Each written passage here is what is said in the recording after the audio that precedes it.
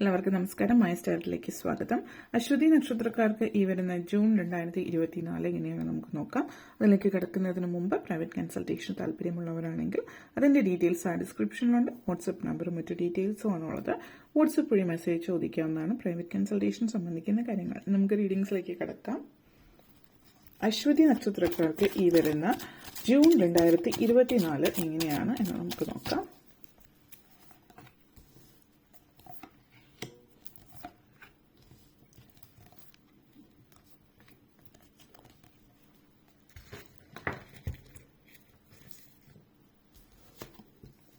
Seven of Wands, Death energy. അതേപോലെ Queen of Wands, Queen of Cups, Judgment, Two of Swords. Aswathy നക്ഷത്രക്കാരെ സംബന്ധിച്ചിടത്തോളം ഈ ഒരു മാസം എന്ന് പറയുന്ന ഈ മാസത്തിന് ഒത്തിരി പ്രത്യേകതകൾ ഉള്ള ഒരു കാര്യം, നിങ്ങളുടെ ജീവിതത്തിൽ നിങ്ങളുടെ കർമ്മഫലം നിങ്ങൾ അനുഭവിക്കുന്ന സമയമാണ്. ചെയ്ത കർമ്മങ്ങൾക്കുള്ള സത്യസന്ധമായിട്ടുള്ള ചെയ്തികൾ ഉള്ളവരാണെങ്കിൽ അതിനനുസരിച്ചിട്ടുള്ള ഫലവും, നിങ്ങൾ മറ്റുള്ളവർക്ക് എതിരായിട്ട് എന്തെങ്കിലും ചെയ്തിട്ടുണ്ടെങ്കിൽ അതിനുള്ള ഫലവും നിങ്ങൾ അനുഭവിക്കുന്ന ഒരു സമയം തന്നെയാണ്. ഇവിടെ എടുത്ത് ആദ്യം തന്നെ 7 of Wands energy and death energy. And 7 of Wands and death energy പറയുമ്പോൾ സ്പിരിച്വലി വളരെയധികം അല്ലെങ്കിൽ ദൈവവിശ്വാസം അല്ലെങ്കിൽ ആത്മീയത ഇങ്ങനെയുള്ള കാര്യങ്ങളിലൊക്കെ നിങ്ങൾ ഒത്തിരി താല്പര്യം ഉള്ള ഒരു വ്യക്തിയാണെങ്കിൽ കൂടിയും നിങ്ങൾ പലപ്പോഴും പലരും ചെയ്യാറുള്ള കാര്യങ്ങളെന്ന് വെച്ചാൽ ദൈവത്തിൽ വിശ്വസിക്കുന്നു, പ്രാർത്ഥനകൾ, കാര്യങ്ങൾ നമ്മൾ മനസ്സ് കൊണ്ട് നമ്മൾ ഒരിക്കലും ഒരു തെറ്റ് ചെയ്തിട്ടില്ല എന്നുള്ളൊരു വിശ്വാസം നിങ്ങളുടെ ഉള്ളിൽ തന്നെ ചിലപ്പോൾ ഉണ്ടാവും. പക്ഷെ നിങ്ങൾ എന്ന് പറയുന്ന വ്യക്തിയുടെ ഉള്ളിലുള്ള സ്വാർത്ഥത മറ്റുള്ളവർ അറിയാതിരിക്കുന്നതിന് വേണ്ടിയിട്ട് നിങ്ങൾ പല കാര്യങ്ങളും ചിലപ്പോൾ ചെയ്തിട്ടുണ്ടാവാം.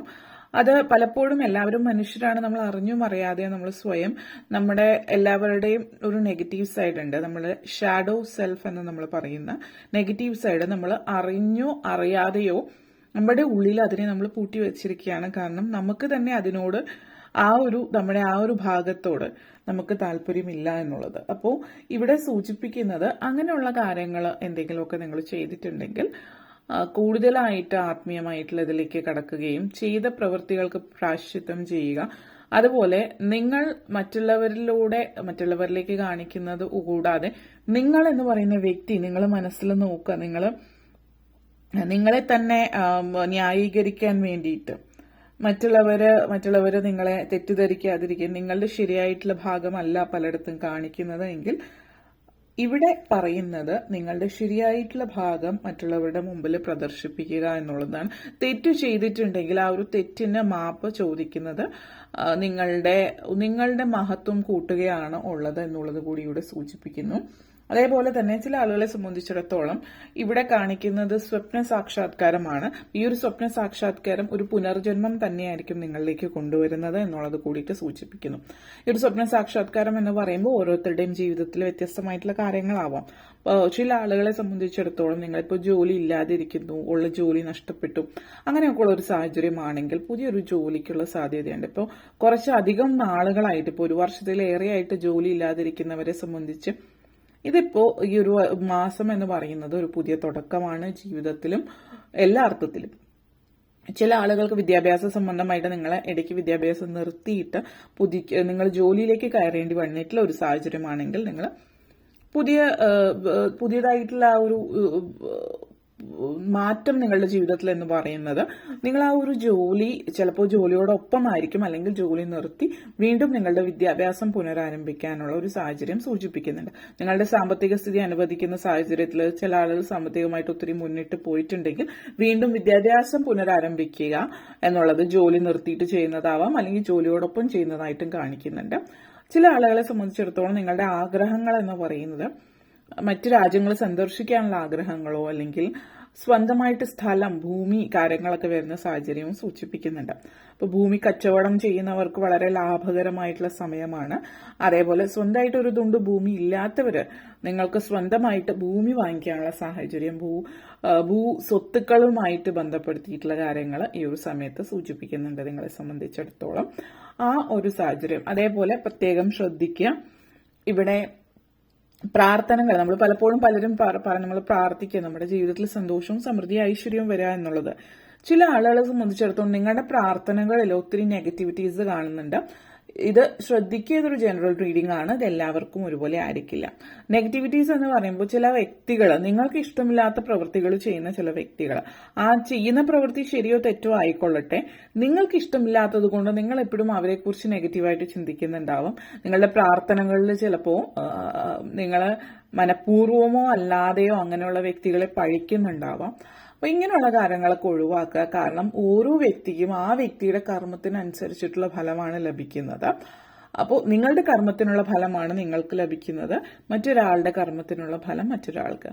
അതിൽ എടുത്തു പറയാനുള്ള മറ്റൊരു കാര്യം, നമ്മൾ പ്രത്യക്ഷത്തിൽ നോക്കുമ്പോൾ പലരും കാണുന്നത് ആയിരിക്കണമെന്നില്ല ശരിയായിട്ടുള്ള വസ്തുത. അപ്പോൾ ശരിയായിട്ടുള്ള സത്യസന്ധമായിട്ടുള്ള കാര്യങ്ങൾ മനുഷ്യർക്ക് കാണാൻ കഴിയാത്തത് ദൈവിക ശക്തിക്ക് തീർച്ചയായിട്ടും ശരിയും തെറ്റും വേർതിരിച്ച് കാണാനായിട്ട് കഴിയുന്നു. ഓരോരുത്തരുടെയും കർമ്മത്തിനുള്ള ഫലമാണ്. അതുകൊണ്ട് തന്നെ നിങ്ങളെ തന്നെ നിങ്ങൾ ഒന്ന് പുനർചിന്തിക്കുകയും നിങ്ങളെ തന്നെ സ്വയം ഒന്ന് അവലോകനം ചെയ്യുകയും ചെയ്യുന്നത് ഈ ഒരു മാസം വളരെ പ്രയോജനം ചെയ്യുന്നുണ്ടാവും. ചില ആളുകളെ സംബന്ധിച്ച കർമ്മം, നിങ്ങളുടെ കർമ്മം എന്ന് പറയുന്നത് നിങ്ങൾ ചെയ്യുന്ന പ്രവൃത്തിയാണ്. അതിനെ ഇനി മാറ്റി വെക്കാൻ, കഴിഞ്ഞ കാലത്തിലെ കർമ്മങ്ങൾ മാറ്റാൻ കഴിയില്ല. പക്ഷേ ഇപ്പോൾ നിങ്ങൾക്കൊരു പറ്റിയ സമയമാണ് സ്വയം അവലോകനം നടത്തുകയും നിങ്ങൾ ഇതുവരെ ചെയ്ത കർമ്മത്തെ വിടുക, അതിനു വേണ്ടിയിട്ട് പ്രായശ്ചിത്തം ചെയ്യാൻ പറ്റുന്നുണ്ടെങ്കിൽ ചെയ്യാം. അതല്ല എങ്കിൽ മുന്നോട്ടേക്ക് വരുന്ന ജീവിതത്തിൽ മാറ്റങ്ങൾ വരുത്തി മുന്നോട്ടേക്ക് പോവുക എന്നുള്ളതാണ്. നമ്മൾ പലപ്പോഴും കണ്ടിട്ടുള്ളവരായിരിക്കും ചിലപ്പോൾ ചില പ്രായമായിട്ടുള്ള വ്യക്തികൾ വലിയ വലിയ കാര്യങ്ങൾ പറയും, ഗീതോപദേശങ്ങൾ അല്ലെങ്കിൽ വലിയ സാംസ്കാരിക അല്ലെങ്കിൽ വലിയ രീതിയിലുള്ള സാഹിത്യപരമായിട്ടുള്ളതോ ഫിലോസഫിക്കൽ ആയിട്ടുള്ളതോ അല്ലെങ്കിൽ പുരാണവുമായിട്ട് ബന്ധപ്പെടുത്തിയിട്ടുള്ളതോ അങ്ങനെയുള്ള പല കാര്യങ്ങളൊക്കെ സംസാരിക്കുകയും വലിയ വായിലുള്ള വർത്താനങ്ങൾ പറയാമെന്ന് നമ്മൾ പറയും. ആ രീതിയിൽ സംസാരിക്കുന്നുണ്ടാവും. ജീവിതത്തിലോ പ്രവൃത്തിയിലോ അതൊന്നും തന്നെ കാണുന്നുണ്ടാവില്ല. അങ്ങനെയുള്ളൊരു രീതിയാണ് നിങ്ങൾക്കെങ്കിൽ നിങ്ങളുടെ ജീവിതത്തിൽ പറയുന്നത് പ്രവർത്തിക്കാനായിട്ട് ശ്രമിക്കുക. ഏറ്റവും ശ്രദ്ധിക്കേണ്ട ഒരു കാര്യം, നിങ്ങൾ പൊതുവെ നിങ്ങൾ പറയുന്നത് പ്രവർത്തിക്കാത്ത ഒരു വ്യക്തിയാണ് എങ്കിൽ പറയുന്നത് ഇതുവരെ നിങ്ങൾ പ്രവർത്തിക്കാതിരുന്നത് കൊണ്ട് എല്ലാവരും അത് ചിലപ്പോൾ ലൈറ്റായിട്ട് എടുത്തിട്ടുണ്ടാവാം. പക്ഷെ ഈ ഒരു സമയത്ത് പറയുന്ന പ്രവൃത്തിയും കർമ്മവും സംസാരവും തമ്മിൽ വ്യത്യാസം ഉണ്ടാകുമ്പോൾ അത് നിങ്ങൾക്ക് വലിയ രീതിയിൽ തന്നെ ദോഷം ചെയ്യുന്നുണ്ടാവും. പ്രത്യേകിച്ച് നിങ്ങൾ ഏതെങ്കിലും ഒരു സ്ഥാനത്തിരിക്കുന്നുണ്ടെങ്കിൽ, അതായത് പൊളിറ്റിക്കലായിട്ടോ അല്ലെങ്കിൽ മറ്റെന്തെങ്കിലും രീതിയിലൊരു സ്ഥാനത്തിരിക്കുന്നുണ്ടെങ്കിൽ വളരെയധികം നിങ്ങൾക്കത് നെഗറ്റീവായിട്ട് ബാധിക്കും. അതുകൊണ്ട് പറയുന്നത് പ്രവർത്തിക്കാൻ ശ്രമിക്കുക എന്നുള്ളതാണ് മറ്റൊരു കാര്യം പറയാനുള്ളത്. ക്യൂൻ ഓഫ് കപ്സ് എനർജിയാണ്. ഒത്തിരി അധികം നിങ്ങളുടെ എനർജി വളരെ സ്ട്രോങ് ആണ് ഈ ഒരു മാസം. ഏറ്റവും കൂടുതൽ നിങ്ങളുടെ തീം ഈ ഒരു മാസം എന്ന് പറയുന്നത് 7 of Wands, death energy, judgement, queen of cups, queen of wands.